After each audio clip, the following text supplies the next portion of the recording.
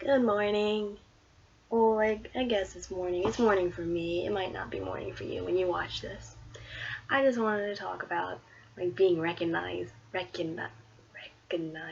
at a comic book store. Because 2 weeks ago, so not last Wednesday, but the Wednesday after that, one of the owners of my regular comic book shop, Fourth Wall Comics, recognized me. Not just recognize me, because they always say hi to me and stuff like that, so I assume they know me. But I walked in at 7 o'clock at night instead of my normal 11:30 in the morning.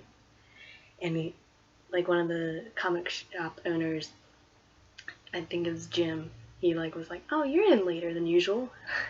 And it made my day.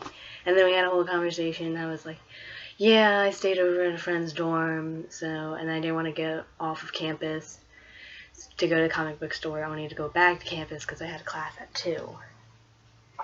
And he was like, oh yeah, it's understandable. He's like, what class? And I told him chem, and then we had a whole conversation about chem class and how much we hate it, which was fantastic. I bonded with my comic book shop owner. It was lovely, and I loved it.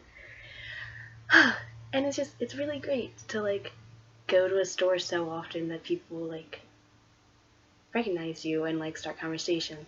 Because usually I don't really talk when I go in there. I just go to the new wall and pick out a few comic books. Because they don't really have much of a collection yet because it's new, so it's all new comics mostly. But it's just really nice going in there because now I go in there and they start a conversation with me instead of trying.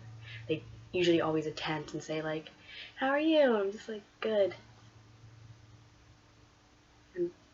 But now we actually start conversations. Last week, Jim, I came in at 11:30 and Jim said, he's like, oh, are you going before class today? I was like, yeah, I decided to go before, and it was just great. It's really great.